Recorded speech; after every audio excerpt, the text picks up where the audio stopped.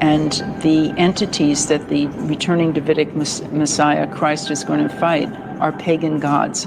So Paul is expecting a battle of the gods, and of course his champion is going to win and his God is going to win, and he describes this as something that he says, we who are alive, who are left. So he's expecting to be alive when he sees all this happen. Well, hello everyone. Welcome to another Video and History Guide podcast. Today I'm joined by Professor Paula Fredrikson, and today we'll be discussing a bit about her new book, Ancient Christianity, in its first 500 years. So what is the idea of Israel? The idea of Israel is an idea that a powerful God reveals his will and chooses a particular people and reveals his laws, which include how to stay in communication with him and how to stay in communication with others. It talks about covenants, legal agreements between people and the God, and it talks about a deed to the land as well, the land of Israel, which is a flexible category also in antiquity. I have to say that the idea of Israel is particular to Israel, to what will become the Jewish people. But this is also a similar pattern of covenants that other gods form with other, what we call pagan groups. The differences between the idea of Israel and the idea of, say, Athens or Aphrodisias or other groups that are ethno-religions as well, is that Jews have a book. And that's why we can still access what these covenants are about, because we actually have a text, and that's what set it off in antiquity as well. What do we know about Israel among the nations? What do Josephus and Strabo say about that? Israel among the nations. Israel starts out among the nations in a sense because Abraham is depicted as a wanderer, and he travels around to different territories. And eventually you have a united kingdom under David and Solomon. But also you have this idea, it's like a systole and diastole of Jews being in the land and then some Jews being scattered outside of the land, because this idea of the land is centrally important to the idea of covenant. Who are the rhetorical Jews and the historical Jews? Rhetorical Jews and historical Jews are my rubric. Rhetorical Jews are the way Jews are talked about in different texts, and they are used as a way to construct the identity of the person who's speaking, whether as an insider or as an outsider. Historical Jews are what actual Jews are actually doing. So there's a difference between how Jews are represented in literary texts versus what Jews are actually up to on the ground. For on the ground Jews, historical Jews, we have inscriptions. We have reports of outsiders who are just giving descriptions. And then rhetorical Jews are Jews used as a strategy to make a particular point on the part of the author. And there's often a gap between those two representations. Can you tell us a bit about Paul's opposition to those of the circumcision in his genuine writings, such as his letters to the Corinthians and his letters to the Galatians? One of the most interesting and most Jewish things about the first generation of what will become Christianity is how much infighting there is. There are quarrels between, there can't be that many Jews in the mid-first century who are part of this movement. And we know from Paul's letters that they're all arguing with each other. One of the arguments they're having is how to integrate non-Jews, people we call pagans, into the movement. And Paul thinks it should be one way. And the people he's arguing with, who are also Jews, who are also Christ followers, are arguing that it should be through full conversion to Judaism, through circumcision. Paul argues that instead, and Paul has a very eschatological, apocalyptic, he's thinking in terms of the end times, that the Spirit of God is going to infuse the bodies of these ex-pagans, making them into ex-pagans, so that these ex-pagans will worship the God of Israel. And therefore he is opposed to what his colleagues are saying, which would be to integrate them fully into the people of Israel. And that's what the fight is about in Galatians in particular, also mentioned in 1 Corinthians. Does Paul see himself as God's messenger to the Gentiles? He certainly does. And given the competition he has for that title, because there are lots of different messengers to Gentiles, he says he's the only one that's right. Yeah, and I'm just like, okay, so how does this 61-year-old guy run circles around guys like me? And What was Christian leadership like in Paul's day? There was no Christian leadership in Paul's day because Christianity is a type of Second Temple Judaism in Paul's day. It doesn't become a movement that's split off from what we would consider Judaism visibly until the late 1st or early 2nd century. So there is no central leadership. Who are the women in Paul's assemblies, and what is different about how the pastoral epistles portray Paul's view of women? Paul says a number of different things about women. He, in Romans 16, talks about them as colleagues, fellow workers. He calls them patrons of the movement. They will host wandering apostles and so on. He also talks about women in the abstract in 1 Corinthians 7, where he advises that couples who are married in Christ not have sexual relations anymore. And he says, but if you absolutely have to do it, okay, but I wish everybody were as I myself am, which is to say celibate. And when you get to the Deutero-Pauline epistles, which are written, probably the earliest reference we have to the Deutero-Pauline epistles, the pastorals, is in the 2nd century already. So that means that this is a movement where this particular branch of it is no longer expecting the imminent end of the world. And the second coming of Christ is something that's about to happen. And what they're doing is domesticating the tradition and saying that women will, an overseer, an episkopos, a bishop, should be the husband of one wife, and that women will be redeemed through childbearing. The historical Paul never talks about childbearing because he's not expecting another generation. How did 2 Thessalonians reconfigure Pauline eschatology of the First Thessalonians? Pauline eschatology means Paul's ideas about what's about to happen to wrap up history and for Christ to come back. In a sense, Christ has already come back because his spirit is inside of people in the community, Paul says. But there's going to be a historical coming back where Jesus returns as a Davidic Messiah. Davidic Messiahs are warriors, and the entities that the returning Davidic Messiah, Christ, is going to fight are pagan gods. So Paul is expecting a battle of the gods, and of course his champion is going to win and his God is going to win, and he describes this as something that he says, we who are alive, who are left. So he's expecting to be alive when he sees all this happen. When you get to 2 Thessalonians, there's been another whole introduction of a mythological cycle of a man of lawlessness showing up, of a terrestrial battle, as well as a cosmological celestial battle. And what it does is create a bigger gap in time between the voice of the author, who's a ventriloquist, right? He's pretending to be Paul. And when he says the end is going to come, what it does is push the end off by enlarging the drama. And who exactly is the son of lawlessness? I don't know. The tradition will eventually associate it with Nero, who's an emperor in the 60s of the 1st century. But it's just a reference to this evil human being who will stretch out the eschatological scenario. Do Ephesians and Colossians share a lot in common with 2 Thessalonians?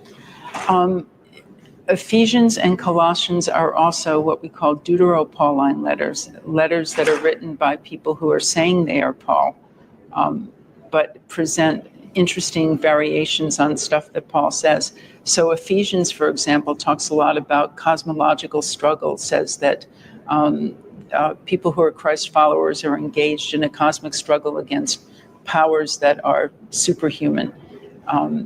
Colossians talks about a more domesticated form of Christianity. 2 Thessalonians is talking about a revised eschatological scenario. So all of these different letters are pursuing different points that negotiate eschatology with the reality that time didn't end in the first generation of the movement. Speaking in the name of a first-generation hero, Paul. When were the pastoral epistles, 1st, 2nd Timothy, and Titus, created? Nobody knows when the pastoral epistles were written. They're mentioned for the first time, I think, by Irenaeus, who writes around the year 180. There's speculation that they might have been written against another Gentile Christian, whom we can identify as such by the 2nd century, Marcion, because Marcion is going with 1 Corinthians 7 and championing celibacy for Christians, and therefore the pastorals are championing marriage for Christians instead. So there's a kind of embedded counter-argument to those letters. What is the knowledge of God? Knowledge of God is a phrase common to pagan and Jewish and Christian writings, and it means about being in an immediate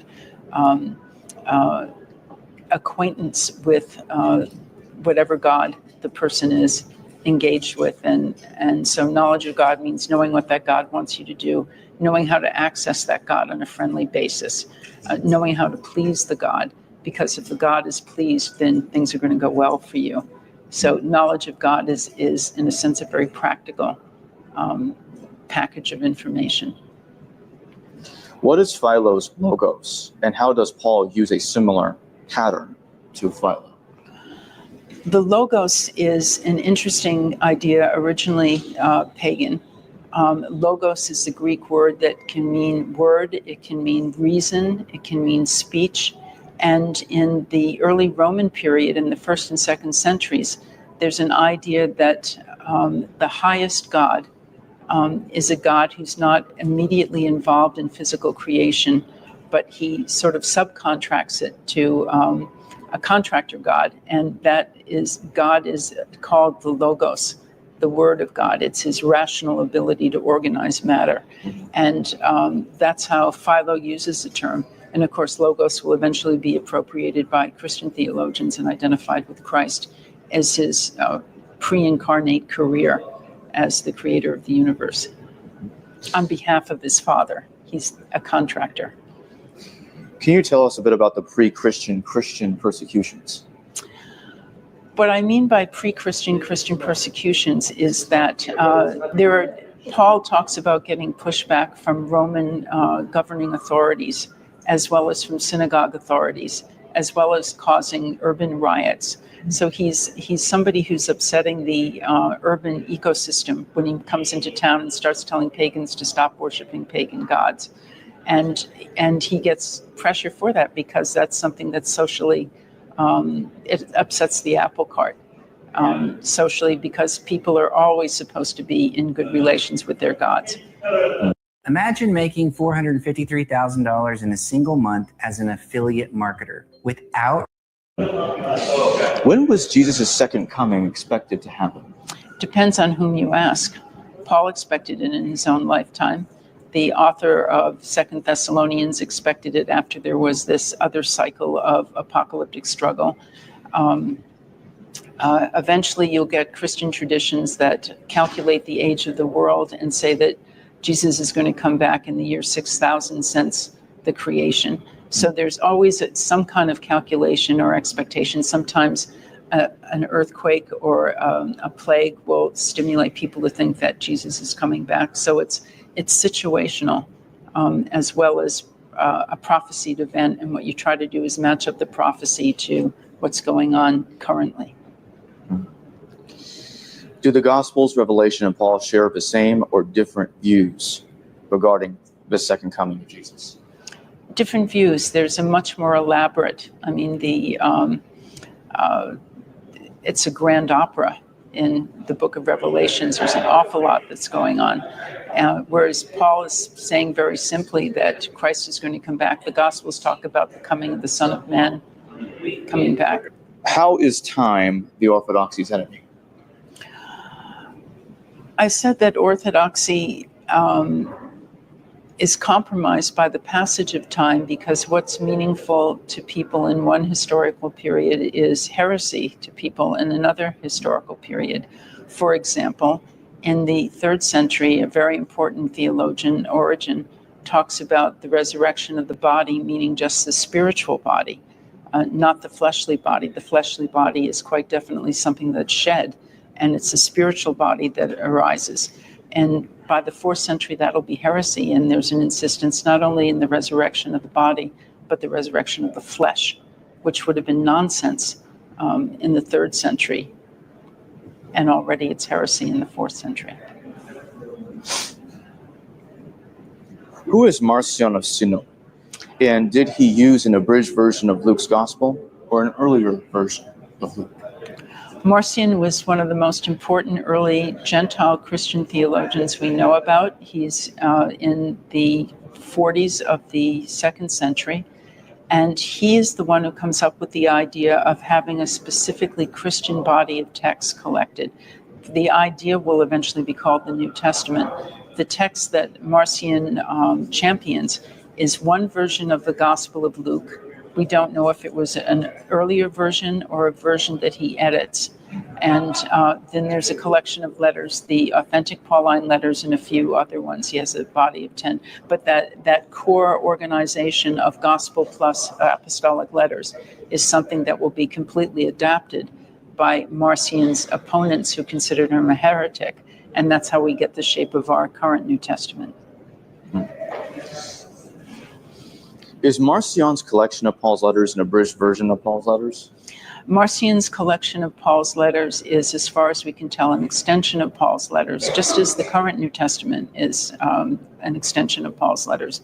You have the 7 uncontested letters of Paul, and then all the other ones, according to academic consensus, are written by followers of Paul in Paul's name.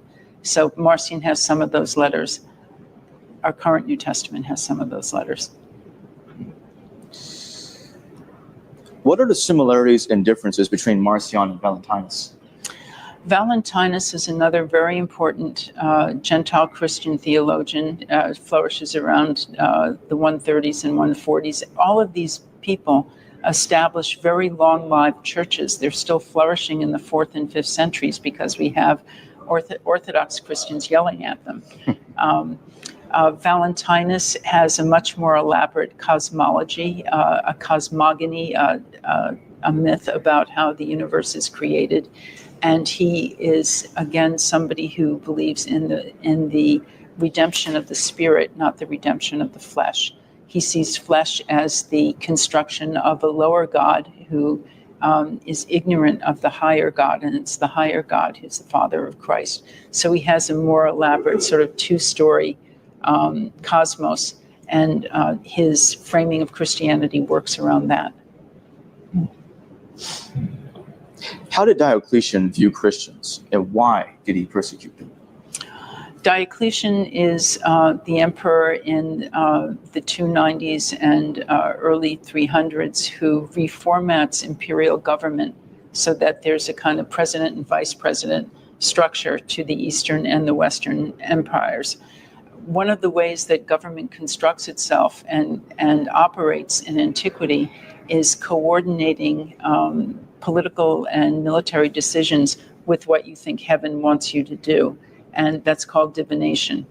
And at one point, Diocletian is trying to solicit the information from the gods about what to do, and the divination isn't working. And people tell him that's because there were Christians present when Diocletian is trying to do this, and they're gumming up the works by summoning demons to gum up the works. Nobody is contesting that there are all these different superhuman forces. It's depending on how you look at them. For the pagans, the Christians are engaged with demons. For the Christians, pagans are engaged with demons. But that's what, and the interests of good government, Diocletian decides that that's enough with that, and he's going to stop Christians from being Christians because they're gumming up the works of government. What are the circumstances that led to Emperor Constantine converting to Christianity and eventually forming the Council of Nicaea? We have two mutually exclusive stories about Constantine's conversion. The more familiar one is Eusebius, where it's just before the Battle of Rome, and he sees a sign in the sky. In Lactantius, another contemporary of Constantine's, he has a dream, not just before a battle. He has a dream that it's revealed to him that he should worship the Christian God. And both of these authors, unfortunately, say that they each got their story about the conversion from the horse's mouth, from Constantine himself. So we're already, as historians, we're having problems deciding what, quote, actually happened.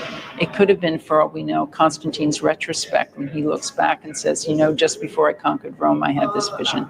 So we really don't know why he would have decided, except that his allegiance to the Christian God is hooked in with military victory, which is a typically Roman concept for how to know that if a god is on your side or not, you win a battle.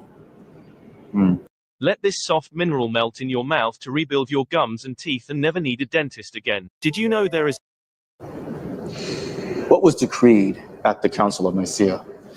Nicaea was an experiment of getting as many bishops in a room together as you possibly could and having them hand out simplify complicated theology into a statement that's almost like bullet points by comparison. So part of the object of the Council of Nicaea was to decide on what the relationship is between Christ and God the Father. And one of the things was, what's the status of clerical celibacy? Can bishops be married? Well, the Deutero-Pauline said they must be married. And then by this point, asceticism and celibacy is becoming a higher order of Christian behavior.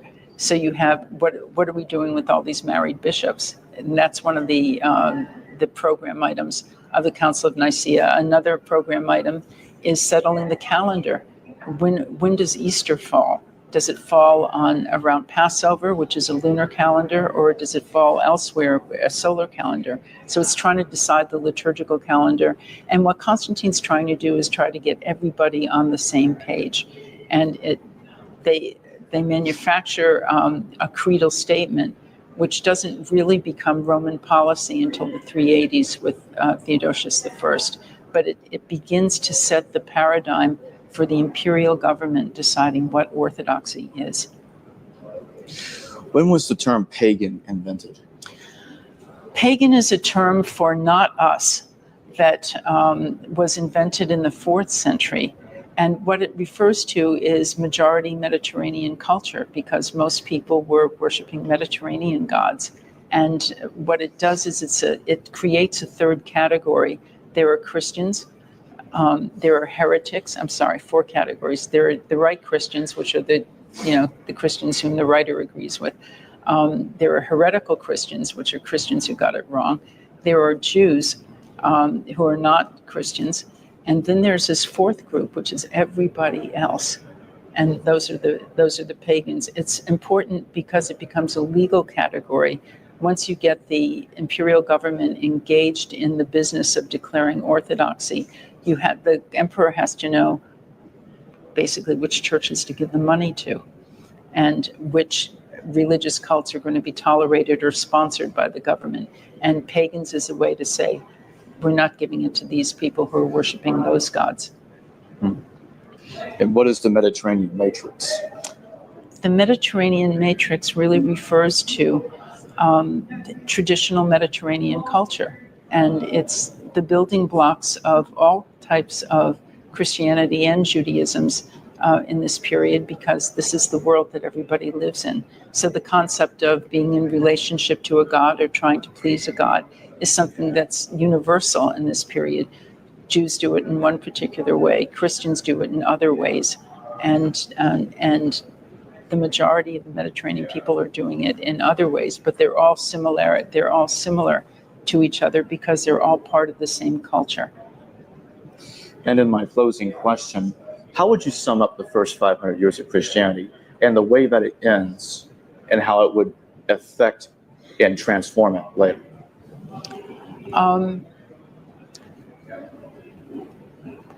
Part of the first 5 centuries of Christianity reminds me of the food fight in Animal House. I mean, it's just people arguing vociferously with each other about what's the right way to do it. And the right way to do it is whatever the opinion is of the writer whose text we happen to still have, who talks about it. So it's a period of energetic diversity. It's a period where different Christians are doing all sorts of different things.